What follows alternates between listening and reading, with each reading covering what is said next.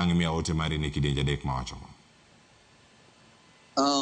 Erokamano, ayie gi gima jo neno ndiko, kendo kata kiwinjo tinjo ka ji te one consistent e gima wacho. Ng'ato ka ng'ato ka wuoyo to neno kama nitiere chandruok.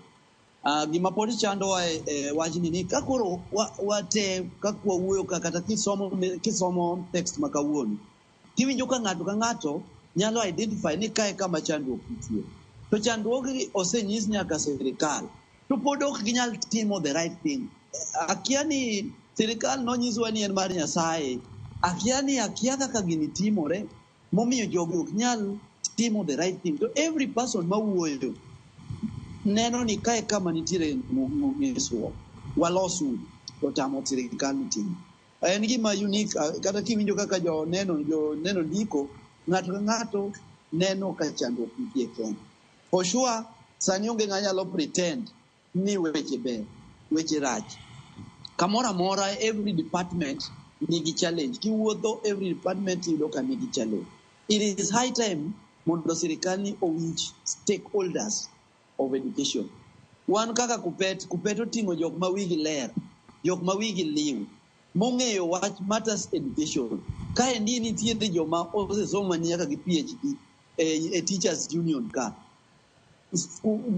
Jok ma nigi understanding mar education structure nika. Sama wabedo piny mwanyiso sirikal ni gima kama timuru kama, onego giwinj.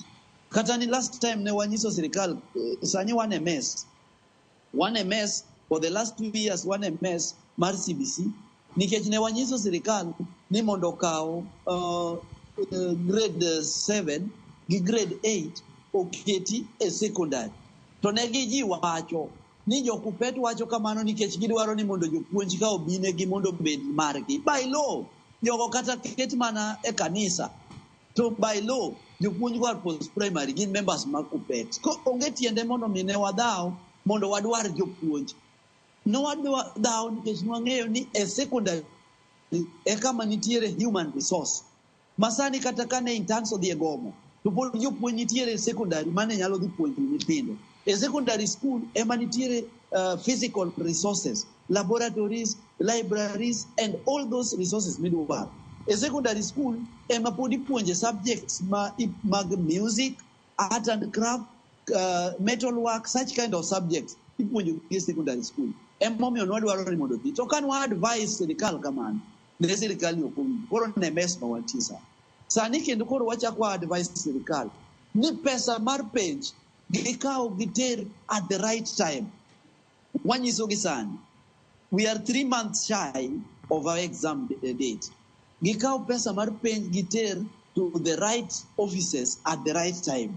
Kapod sirikal ne dhi kendo ni gin gikaw more ma giketo bel, moloyo seriousness, we are going to have a mess again in our exam. Kendo ibiro neno kaka penj mwadhi timo this year gibedo gi a lot of gibedo shambolic.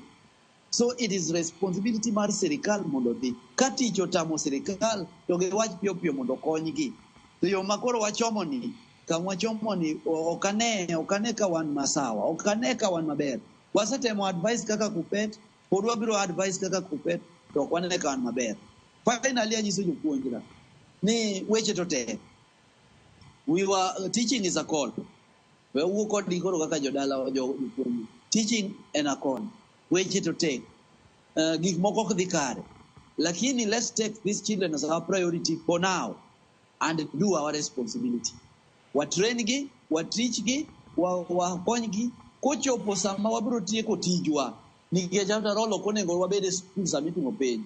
Wan kwasetieko tich, wawuok e skul koro wawene sirikal nyithindgi mondo gitim kaka gidwaro. Ka gidwaro nyithindo go tim penj, gibiro timo penj. Ka ok gidwaro nyithindo tim penj, ok wabi chunogi. That is the only message I have for them.